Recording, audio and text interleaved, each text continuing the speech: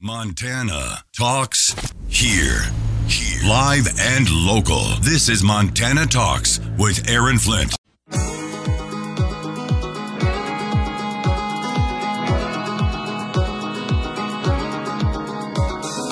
Talking about the issues that matter to Montana statewide. This is Montana Talks with Aaron Flint. That's right, NBC Montana. John Jackson and I were just chatting off air there. Man, we were talking the fake news media, you know, the Montana media even, they're just as pathetic as MSNBC and CNN and the rest of them. I mean, it's just so obvious. Have you ever seen them throw any tough questions at liberal Senator Jon Tester? But then the moment they get a chance to talk with a Republican candidate that's running against Jon Tester, it's like, I mean, they're just foaming at the mouth. They're so, they don't just suffer from Trump derangement syndrome. They suffer from, you know, conservative derangement syndrome. They are just foaming at the mouth. They are in such a complete defense mode to defend liberal Senator Jon Tester. I love watching the piece where that gal from NBC Montana has to say, "Oh, and I've got an email here that I need to ask you about." Does it actually say from Jon Tester on there? I mean, why don't you? You know, you have an email, so you've got to hit the candidate with that on the air, right? So the Democrats told me to ask you about this question from some Daily Beast or some liberal fake news website. Would you please respond to what another fake... I'm here with the fake news demanding that you give a response to another fake news outlet here. You know. Question. No, wait a minute. Here it is, Aaron. We've got a question here from a viewer named Big Sandy. And it's ma'am. She would like to know. Yeah. Big Sandy. Wasn't that line hilarious? Oh, man. So Alex Brusewitz was speaking alongside Donald Trump Jr., for those of you who missed it yesterday, at the University Center Ballroom in Missoula on Sunday. And Alex said, "Is Big Sandy Jon Tester's drag name?" Oh, the imagery that just goes with, "Hey, here comes Big Sandy. It's ma'am." Oh, my God. You know. Now, you and I have talked a bunch about what ugly drag queens we would be, right? We've talked about that. But Jon Tester in drag, just, I mean, like I said, I'm going to have to get a screwdriver in and scrub my brain of that image. So Big Sandy's not the imagery you were looking for on a Tuesday morning on a beautiful day like this. Oh, my God. It's like getting thrown in the Yellowstone River at 8 o'clock in the morning. Like, Hey, I just got out of the pool. Either that or I saw Big Sandy's photographs. Same result. You know, you just got out of the pool or you just saw Big Sandy on the the cover of the magazine or something like that. Can you imagine the yards of fabric that went into the dress for Big Sandy? Oh, jeez. Put a textile company out of business there. Are those fishnet stockings? Did you get them from an Alaska commercial fishing vessel for those fishnet stockings? Whale net. I think they're whale net. That's what it's called. Oh, my goodness. We're just getting started, folks. It's the most unwoke hour of the week with John Jackson, the Joker from Twitter. Man, what else are we going to talk about? We had all the fun we needed to do. We could just stop the show now. I got more, Aaron. I got a lot more. Yeah. You got more? All right. Well, stand by. Maybe you got something you want to bring to the table as well. Give us a call, 406-294-0970. The most unwoke hour of the week with Montana Talks, the show where you get to talk. Securing America. The last surviving Congressional Medal of Honor recipient from the Korean War, Colonel Ralph Puckett Jr., who died at the age of 97, April the 8th, lied in honor at the U.S. Capitol Monday. Senate Minority Leader Mitch McConnell remembered the prayer Puckett offered when he took command of a company of Army Rangers in 1950. Don't let me get a bunch of good guys killed. On November 25, 1950, Puckett and his Rangers secured a hill near the Chinese border, despite being outnumbered 10-1. All of us here today know that prayer was granted. Colonel Puckett also served in Vietnam and was the inaugural inductee into the U.S. Army Ranger Hall of Fame. Speaker of the House Mike Johnson hoped today's troops will continue to learn from Colonel Puckett's example and aspire to the same great virtues of valor and honor and courage. Kevin Uretsky, Fox News.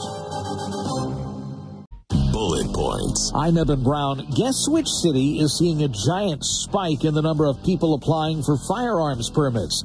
New York City, the one whose restrictive carry laws and permitting standards were rejected by the U.S. Supreme Court and who's now fighting in the Supreme Court yet again to uphold additional gun restrictions created after the previous ones were overturned. More than 13,000 New Yorkers applied for pistol permits in 2023. That's a little less than double from 2022. And more than 3,000 have applied in the first few months of this year alone. So why do so many people want to legally own a gun in New York City? Mayor Eric Adams can't say, but it's been lucrative so far. The NYPD charges more than $300 to process a permit. That's at least $200 more than the initial fee in Florida. New York City will make more than $6 million this fiscal year. And those are your bullet points. I'm Eben Brown, Fox News.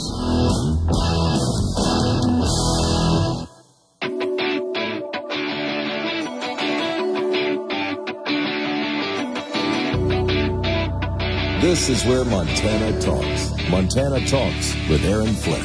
This was a great tweet from John Jackson here. This was from about 24 hours ago or so.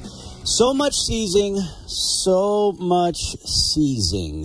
Just awful that Trump has to seize all this stuff, isn't it? I mean, they're trying to seize his entire assets, but, you know, he is seizing on a certain narrative here, and they don't like it, John. Seizing and pouncing. It's either seizing or pouncing, and that is the narrative from the mainstream media every single time. Every single time there's some kind of problem, scandal, embarrassment for the Democrats, and a Republican happens to raise his hand and say, hey, take a look at this. This is bad.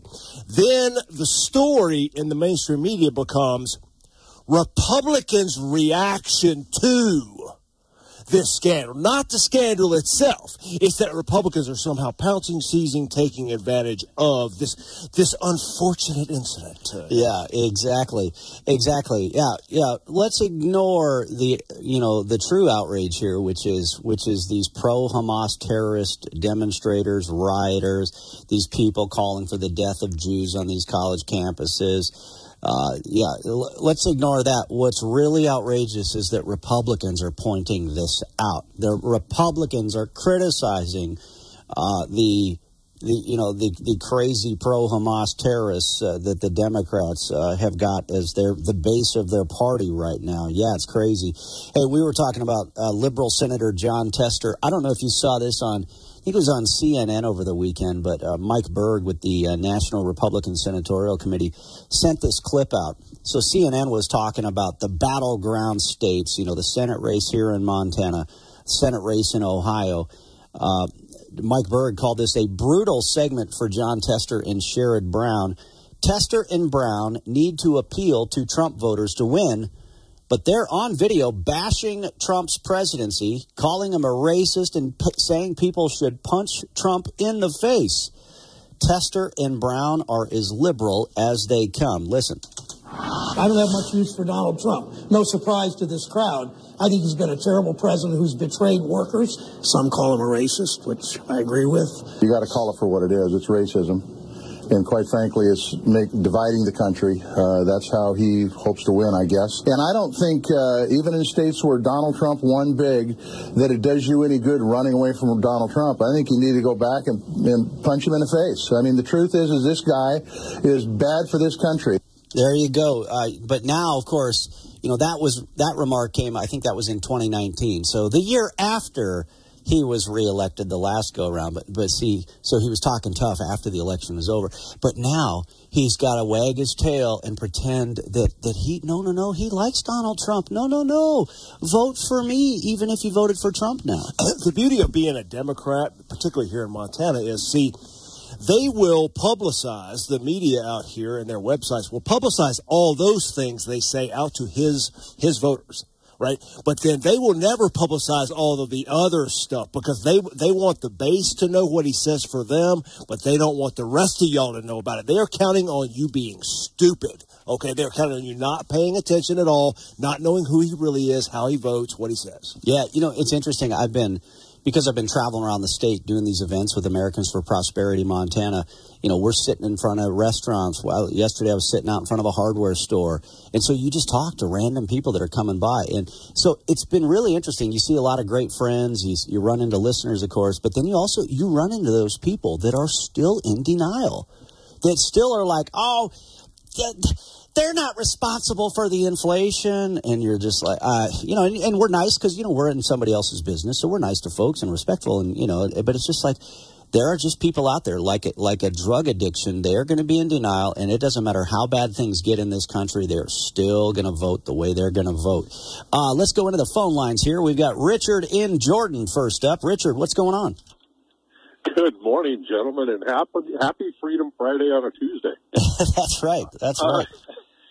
I just wanted to make clear something. I called last Friday, and I had made mention about Mrs. Zinn as a possible representative. I am not anti-Stacey Zinn. That's the furthest thing from the truth. All I was trying to convey on Friday was that I'm just shocked that with all of her knowledge of the cartels operating in Montana, knowing where they are and all of that, I would think that our Attorney General would want to put that vast knowledge to use for the state of Montana now that she's no longer a Fed. And having to kowtow to what the feds say, she can download all that information and somehow use it for the state of Montana directly for the Attorney General and taking down these criminal cartels. I'm sure she would make a great representative. I have no problem with her running whatsoever. I was just posing the question. Yeah. No, I actually got a kick out of your phone call last week because I thought it was the greatest non-endorsement I've ever heard, where you were basically saying this lady is too good, she's too effective, she's too big of a badass. Why would we send a badass like her to Congress, right? But I also think and again, look, I'm not backing any of these candidates in this race, but I will say good things about a lot of these candidates. And what I would say about Stacey Zinn is we need a partner in Congress that knows this stuff. We need somebody who's sat across the table from the cartels going and kicking these folks, under the table in Washington, D.C. and slamming on the table back there. I think that's the kind of partner that our Attorney General needs. He's got folks working in his office. Because I've heard some people, why don't you go serve in the legislature? And there's some people that think the legislature is the only thing you can do to serve and it's like, well, why would she just want to go serve for 4 months out of the year when she can go 365, 24/7 against Joe Biden, John Tester, and the drug cartels? I did think your call. I got a kick out of your call, frankly, for that standpoint. All right, we'll get to Julie in the Flathead next up on the phone lines as well. 294-0970, the number for you. Democracy 24. While Missouri Republican Congressman Mark Alford is confident former President Trump is the right person to deliver on issues like foreign policy, we have to be ready. We have to be tougher. That's why we need Donald Trump back in the White House. A Monmouth University poll shows voters aren't so sold on the former president, President Biden, or independent candidate Robert Kennedy Jr. The poll shows just 32% of voters would definitely vote for the president, while 11% would probably vote for him. Those numbers are relatively similar for former President Trump at 30 and 14%.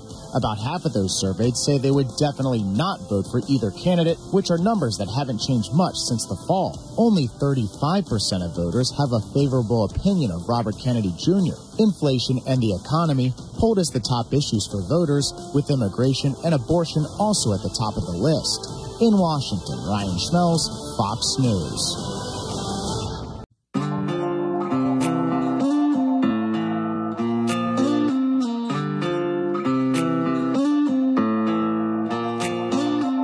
Serving the great state of Montana, from the peaks of the Beartooths to the banks of the Clark Fork River. Montana Talks with Aaron Flint. All right, let's sneak in another call here, and then we'll chat more with John Jackson, the Joker from Twitter.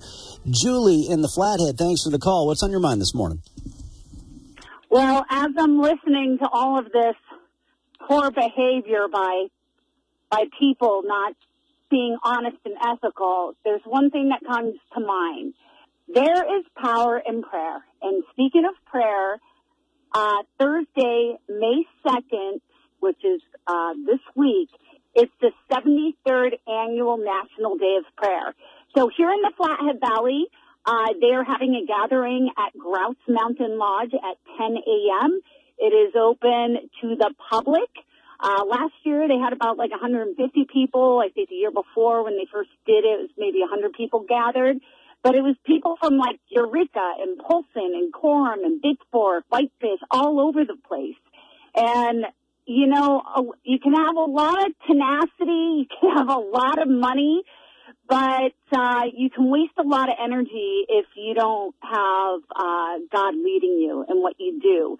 So I know that prayers can change a wicked king's heart, a wicked man's heart, and make them do things that are right.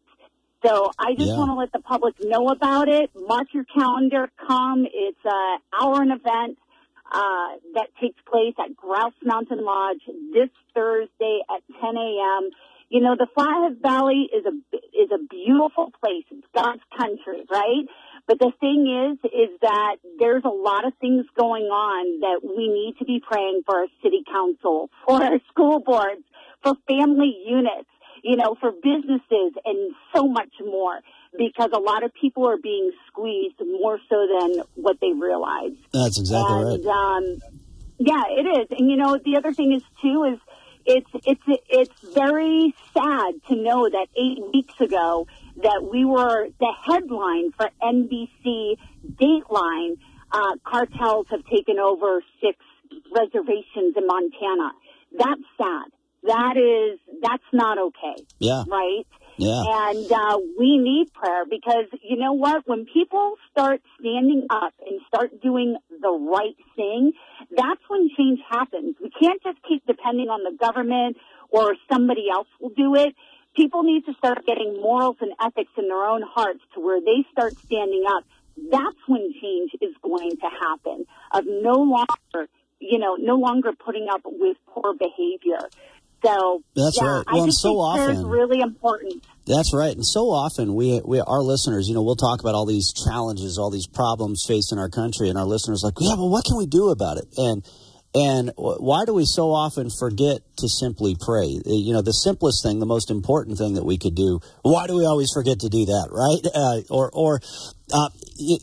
Julie, thanks for the phone call. And by the way, it was interesting listening to what you were talking about, because I just left earlier this morning. But right before I popped into the studio, John actually beat me to the studio this morning because I was a block away at the Northern Hotel in Billings at the community prayer breakfast, and the mayor of Billings was the MC for the event, and they had a number of folks, and they actually asked me to pray at the event, and I'm like, I'm just some goofball that talks on the radio. Why do you got me praying? But John, exactly what Julie was just talking about there. Part of my prayer was to pray for our enemies, and first off, I said a prayer of thanks for great leaders like Mayor Quincy down in Lodgegrass and Coach Stewart down in Lodgegrass and Tough Harris for what they're doing. What these leaders, because, you know, as you know, Lodgegrass has been just battered by the drug cartels, and then, of course, they're getting hit by grocery prices and inflation like everybody else is, but it's even harder because they're not in a big town like Billings with all the grocery stores that you have available. And so, but then I also, you know, talked about praying for our enemies and, you know, turning the hearts of these drug dealers and these drug cartel operatives themselves. And so, anyway, I don't know about you, but I think we dodged a bullet right there, because right as you press the caller, Julie comes on and she says, I'm sitting here listening to all this poor behavior. So I just knew that was about me and you, right? I was like, yeah, you're right. I was like, oh, here it comes. People expect, but that's why they tune in on Tuesday, is to hear the poor behavior exhibited by you and me. Didn't you think for sure that was about us? I was like, we're getting called out now. She's right. Thanks. Sorry. I think she was referring to Big Sandy and crew. I think. Oh, okay. She was referring to. Yeah, but we were feeling a little convicted there too, weren't we? Yeah, dodge that bullet right there. Hey, she must have been listening. She must have heard the phone call from Richard and Jordan, because Stacy Zinn, one of the Republican congressional candidates for Eastern Montana, is on the phone lines right now. Stacy, thanks for calling in. No, good morning, Aaron. I heard the last 2 callers. I'm like, okay, I need to call in. Just number one to respond to the first caller, and then to the second caller. I mean, her message is very, very empowering, because that's what we definitely do need is prayer, because we've got some activities going on that it's very unfortunate within the state. Yeah. So what'd you think about what Richard had to say? I'll sum it up my way. He's like, look, Stacey's too big of a badass. She's too good. She knows too much about the drug cartels. She should go work in state government or serve in the legislature. And I'm saying it differently than he did. But I think what his point, though, is he has really good things to say about you. So why Congress? Why go back to Washington? Well, I've been working side by side with A.J. Knudsen for the last several years. And we have made some great progress here in the state, but he needs a partner that is going to go fight for his state in Congress. Right now, there are whispers that DEA is looking to make some changes within the state, and it's not going to be for the positive. We are losing some key, also agents with the BIA, which is it's going to harm Montana.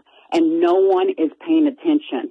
I am dedicated to fighting for the state of Montana, to walk in step with the state of Montana and give Montana what it needs to be able to combat the issues coming across our southern border. Because if we do not take care of business, we are going to be inundated, and not only in Billings, Great Falls, Helena, the bigger cities, and our rural communities are going to start seeing the effects, and we need to start standing up to the forces that are about to arrive on our front doorstep. That's right. I mean, you've talked before about how liberal Senator Jon Tester would never even want to work with you when you were the head of the DEA, and yet the people who voted for him on the Crow Reservation and the Northern Cheyenne Reservation are being run over by the Mexican drug cartels. And yet, what has Jon Tester done to get them federal law enforcement resources? What has he done to surge in more law enforcement support? Like, they haven't seen it, right? And so this is fundamentally a federal fight. And so why would you want to be some part-time legislator when you can be a full-time fighter on this issue? I mean, that's kind of the way I see it.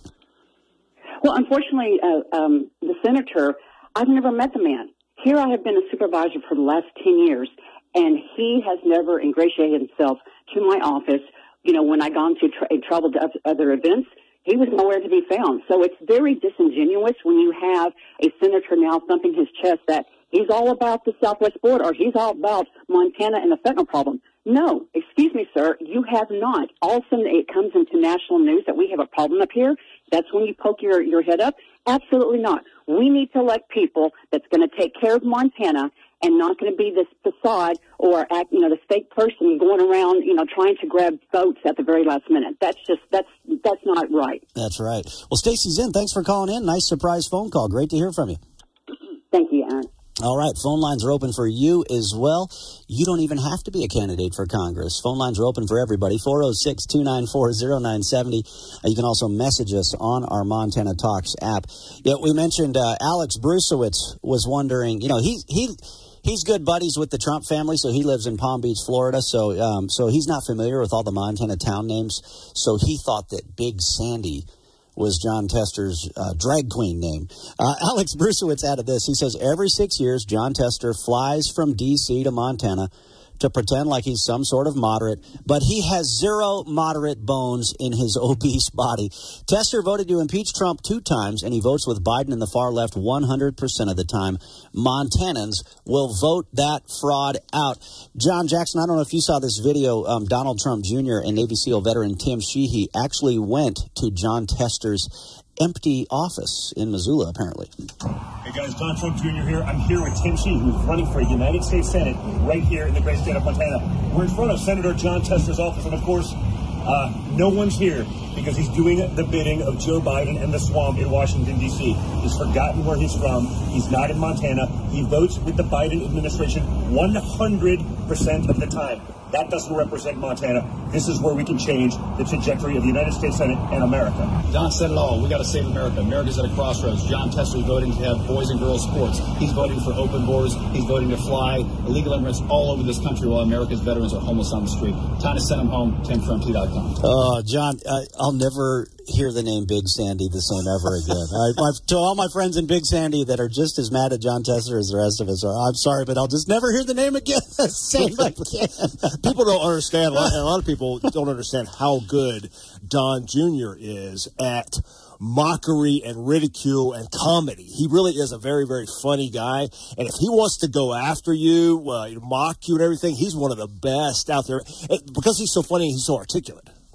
Well, we got only like less than a minute to go before the next break, so I'll get to more callers after that. We got a few people ringing in right now. What's the topic you got scribbled on your list there we haven't gotten to yet?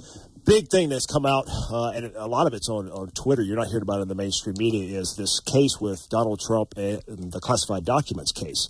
Well, the judge in that case is little by little by little releasing all the documents, the discovery documents, so they're out there for the public to see. Well, turns out, Aaron, we called this on your radio and on our podcast a year ago. This was a complete and utter setup, and it's shown in the documents that these people at NARA, and that's the National Archives and Records Administration, they call Donald Trump's people, and say, we've got pallets of these documents for you. Come and get them, and we're going to send them to you. They just send them to him. They send them to him, and then they call the FBI and say, Donald Trump's got all these documents. We want them back.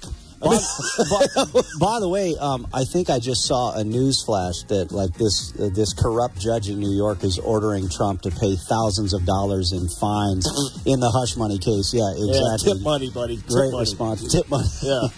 He's a good tipper. I'm Chad Pergram with the Speaker's Lobby. Some conservatives are outraged at House Speaker Mike Johnson for advancing a Ukraine aid package, but not doing anything about the border. Quote, honestly, it's tough to defend Johnson right now, said Republican Arizona Representative Eli Crane. He's one of 8 House Republicans who voted to remove former House Speaker Kevin McCarthy last fall. Freedom Caucus Chairman Bob Good of Virginia lamented that many Republicans were suffering from buyer's remorse with Johnson. Quote, we ended up selecting a candidate who has failed us, said Good. Keep in mind that Republicans spent 22 days trying to land on the Speaker after kicking out McCarthy. In the process, they incinerated 3 other candidates before they got to Johnson. House Majority Leader Steve Scalise, Judiciary Committee Chairman Jim Jordan, and House Majority Whip Tom Emmer. This is why House Republicans are exhausted at the constant pandemonium. Quote, I just don't think we need that turmoil right now, said Homeland Security Committee Chairman Mark Green of Tennessee. You don't replace somebody until you've got a surefire consensus candidate coming in behind. And we don't.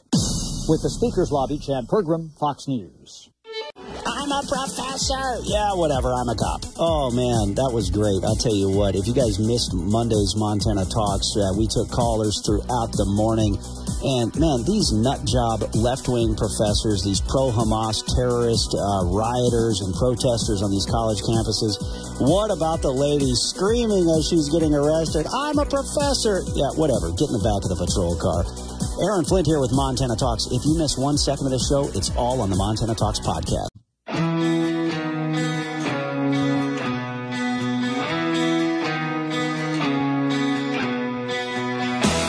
Taking your calls live.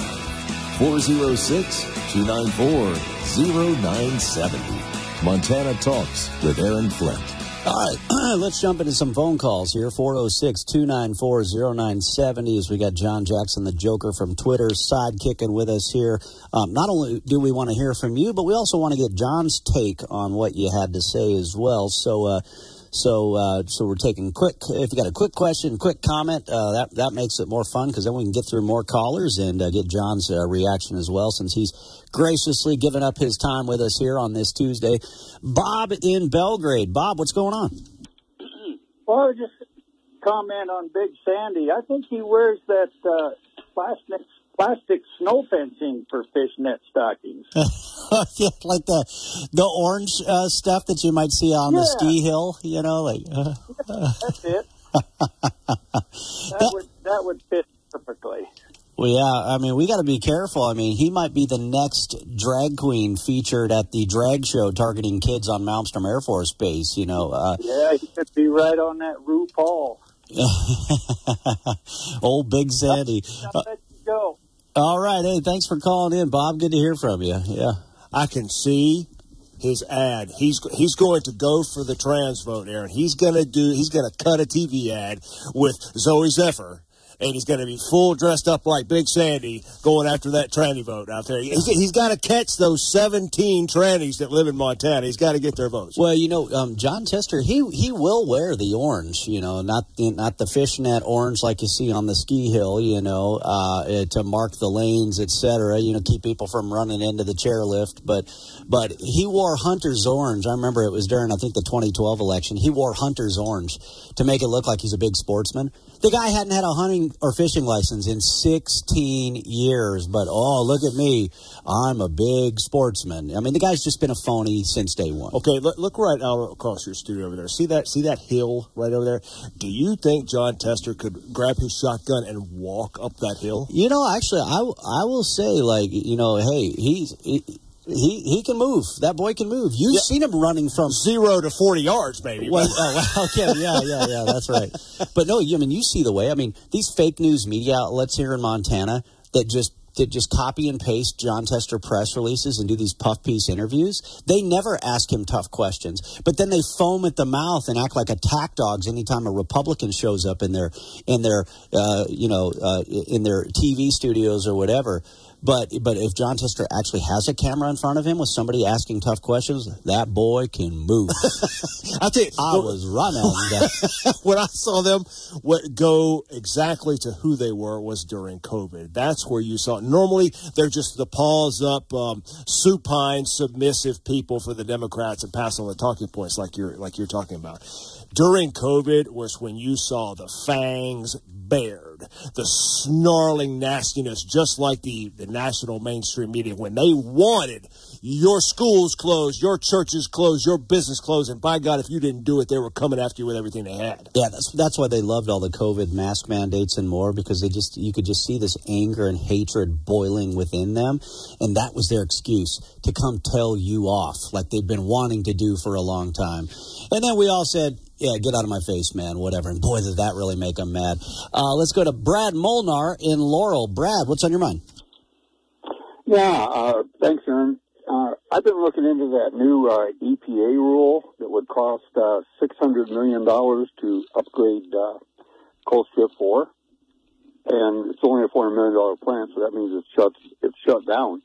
But in checking with the industry professionals on this, there is no evidence that a scrubber bag, electrically charged or not, would be able to remove any more mercury than your current technology is already removing. So all it is an attempt to shut down the plant. The other half of their ruling is to take out gases from new, so that would be the new plant, Northwestern plant outside of Laurel here, to reduce various hydrogens and sulfides as it comes out of the top. But there is no technology that does that. So they've given a longer timeline, but it can't be done, is the point. So they're passing a rule to do something that can't be done, and another rule to just simply shut down part of our high-capacity plants across the nation. And I thought people should know that this is more, I believe, of an election year gambit to appeal to his the environmentalist that would normally support Joe, and he's trying to shore up his political fortunes. Yeah, it's crazy how much they are doubling down with the crazy here. Usually in an election year, you try to moderate your positions and moderate your stances, but man, they are literally targeting our electric grid, targeting coal-fired power plants. In fact, Breitbart has a story that the Disney family and Libby sent to me. Electric grid operators sound the alarm. We are running out of electricity, and yet they continue to attack electricity. To your caller there, this shows you again what gangster government you have with the Biden regime, because they were told, just like you've seen them do with this the college loan payout, they were told by the Supreme Court you can't do that. Well, they're just continuing to do it. And they got told 2 years ago in two separate cases by the Supreme Court of the United States involving first the ATF and then the EPA. They got told in rulings, you guys, the federal government, the regulatory state, cannot pass regulations that basically become laws. You cannot do that. Only the Congress does that. But you know what? They don't care. They just keep doing it, and they want to force you every single time to take that issue to court. That's right. Next up on the phone lines, let's go to Chris in Columbia Falls. Chris, did you have a quick question or comment? Good to hear from you. Yeah, I have a point here that one of the nation's talk show fellas, I won't mention his name, he was given a quote on his opinion on abortion. He said, abortion is murder. Abortion is murder. And I'm okay with that. Now, you know, God's not a pacifist. You talk about praying for people who you know, are of the opposite mindset. Sure, have their minds opened up, but they have to make a movement. In the book of Jeremiah, it says this, therefore pray not thou for those people, neither lift up a cry nor pray for them, neither make intercession to me, for I will not hear them. We have gotten to the point where, you know, that some people think, well, God says you should pray for those who are wicked, and sometimes they're incorrigibly wicked. And God puts his foot down, and he expects us not to even waste our time praying for them. But he'll take care of them later. You know, it's interesting because when I talked about that earlier, I was thinking before I went up there, I was like, you know, it's, you know, this whole notion of praying for your enemies, and, you know, there's even songs about, you know, in the midst of your enemies, you know, raising a hallelujah in the midst of your enemies. And it's like, there's so many people that don't even want to call the enemy, right? And so how can we, you know, pray for our enemies, if you think that's something you should do? How can you raise a hallelujah in the midst of your enemies, John, if we're too afraid to say who the enemy actually is? I have no problem praying for my enemies once they are defeated. when they are completely and utterly vanquished, however necessary, then I'll pray for them after that. Until then, we're just going to take care of business. Well, that's right, and we can pray for victory, too, right? Yeah, that's right. Let's see. Let's go to Frank in Evergreen. Frank, what's on your mind? Hi. Yeah, talking about this House District 8 here. We have an incumbent by the name of Brockman, and his political signs look like Democrat signs. It's all 90% blue, white letters, a white elephant. Is this a rhino subliminal ad, or is this some new creature called an elephino? So it's a elephino. So if there's no red on the campaign signs, that makes you think they may not be conservative. I've never heard that one before, but yeah, there's all sorts of creative colors on campaign signs. John, what do you think? Are there any? See, to me, I think campaign signs are overrated. I think they're important for local races, legislative races, but to me, too often, unpopular opinion here, campaign signs are an excuse for people to say, I put a sign in my yard, I'm good, I did my part. And it's like, yeah, no, that doesn't win elections. You talk about unpopular opinions. I got one for you right here, Aaron. As we come into, you know, we've got Republican primaries coming up. We've got the elections in November. I would tell people right now, first of all, educate yourself. Know who those candidates are and who you are filling out that oval for. Know who they are. Okay, if you don't know, if you just get that ballot in the mail and you don't know who these people are, you don't know their backgrounds, you don't know who they are, don't fill it out. Okay, stay home, in other words. If you don't know who they are, stay home. And I'll tell you why, because we as a Republican Party, we are facing an existential crisis. We cannot send any more rhinos up there to betray us. Well, in case in point, there's one of the Republican candidates. If you just read what he says and listen to what he says, he sounds like he's mimicking Matt Rosendale. But this guy is basically endorsed by the Democrats and Mark Roscoe, so why would any Republican vote for you at that point? There, yeah. Waking up on the right side. This is the Sean Hannity Morning Minute. You have the Bloomington mayor standing with anti-Israel protesters calling on police to use de-escalation tactics. Oh, look, let's bring in the social workers.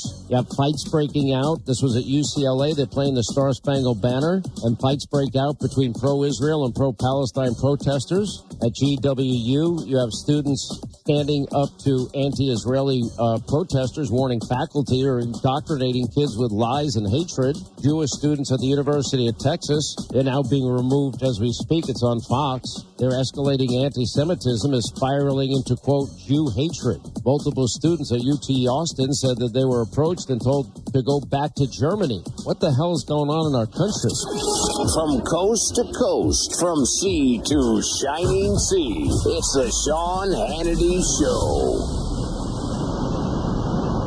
Ronald Reagan took this country from the depths of inflation in the 1970s to economic prosperity in just a few years' time. He knows a thing or two about saving a country in distress, and now you can get your hands on a free Ronald Reagan half-ounce silver coin.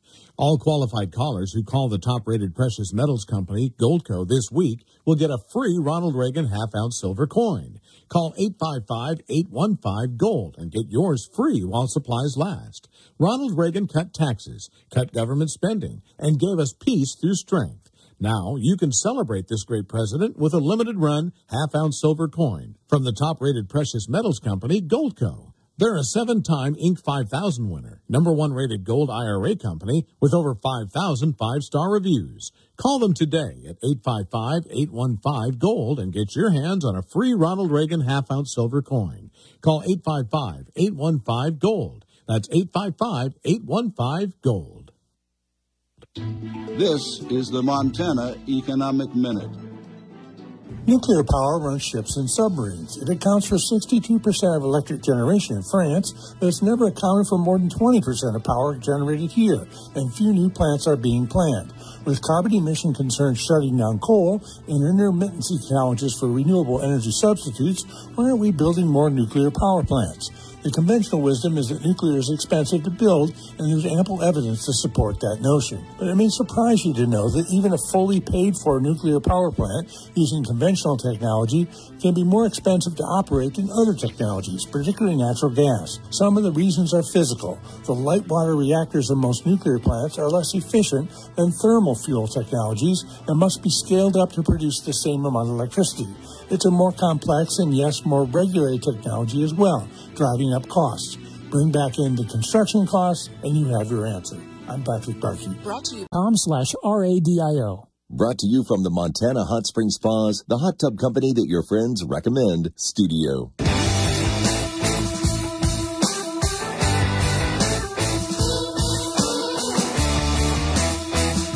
This is where Montana talks. Montana Talks with Aaron Flint. All right, let's sneak in very quick phone calls here because we're very short on time, and we got John Jackson in the house with us here. Nancy in Roundup, did you have something quick for us here? Well, a couple of quick comments. The first one has to do with POS, Volodymyr Zelensky. He's going around now in the United States telling people that he's getting a deal for a 10-year contract for us to support the Ukrainian war that he cannot win and will never win. Now, what this means is that in 10-year period, if this goes through in 10 years, a new president and no elected official can go over this contract. So I'm just kind of wondering, why do we have to have elected officials if a guy like Zelensky, who's from a foreign nationalist, can tell us that we're forced to pay for his unending war for 10 years. Yeah, great point. We got to hold it there because we are short on time. But, John, I've been passing out these gift cards highlighting Bidenomics and how it's driving up the cost of everything. So, we were giving out a gift card yesterday, and this guy says, I said, here, this is to try to help with all the Biden tester inflation. And he said, well, you got like $90 million? I said, unless your name's Zelensky. Sorry, buddy. Little Fidel there barely gets, the ink is barely dry on that $61 billion that we're sending over there. If you notice, Aaron, this last week, almost every day is another news story coming out now about how badly it's going over there. They're retreating. The Russians are moving forward. The whole thing is going badly, but you didn't hear a word about that until that money got signed off. Man, I'll tell you what, the Ukrainian people need Donald J. Trump back in the White House. Indeed. So do we, so do they. And stop the bleeding. Let's go to Sean and Libby. Sean, what's on your mind? Yeah, Simplify there, Aaron. First of all, I love the people that come in and come in with viewpoints for that last call. Being a former Marine myself, you never say you're not going to win. Of course they're going to win. Zelensky's got a great team, a great army, and and they got full of fighting spirit. They got morale. They're going to win. Okay, so we'll just negate that last comment by that lady. Well, if we get Trump back in there, I think the tables will turn. But we got to get Trump back in there. Yeah. Did you have something to say about judges, real fast? Yes, sir. Well, I think that because they have such a poke in the fire, these judges these days, that they need to be researched. That they're the people that need to be researched. And I hope that James Brown gets elected. I hope he's on the ticket. All right. Yeah, he's running for state auditor now instead of Supreme Court. But John Jackson, I don't know if you saw it. Sean, thanks for the call. John, I don't know if you saw this story here, but the liberal candidate for the Montana Supreme Court, Jerry Lynch, basically has this quote where he basically admits that they want to use the judiciary to halt anything coming out of the Montana legislature. So his name is Jerry Lynch. So let's stop the lynch mob from overturning everything coming out of the legislature. That goes right to what we just talked about a second ago, Aaron. The voters out there, if you don't know who that person is and their background, leave that oval blank. It would be better than messing up and voting for some liberal justice or voting for some Republican rhino that's just going to screw us, go up there to D.C. and screw us over. All right, the mighty human Z's been patiently waiting. What's going on, Z? We're just about out of time. Hey, Great Lakes greeting, guys. It turns out that Brandon's OnlyFans is an OnlyFans creator.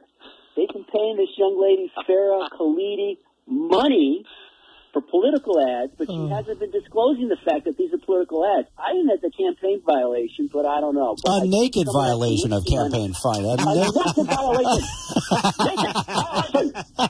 A naked violation of the campaign. Yeah, I saw this. Apparently, and Z, thanks for the call. John, I saw this. Apparently, Joe Biden's been paying a porn star to promote his campaign. As we've seen on our podcast, if there's anything involving porn stars or OnlyFans people, Z is the man. He is the investigative reporter on that case. He's the OnlyFans deputy bureau chief, correspondent, something. Yeah. A naked violation of campaign finance laws. I'll be here all night. Thank you, buddy. Tip your waiters. John will be back in about a half an hour. More dad jokes to follow.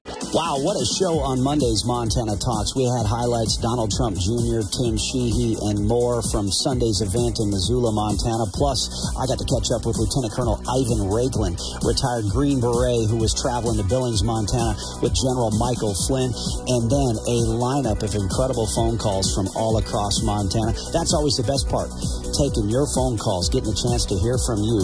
Montana Talks, this is the show where you get to talk statewide, 9 to 10, every Monday through Friday.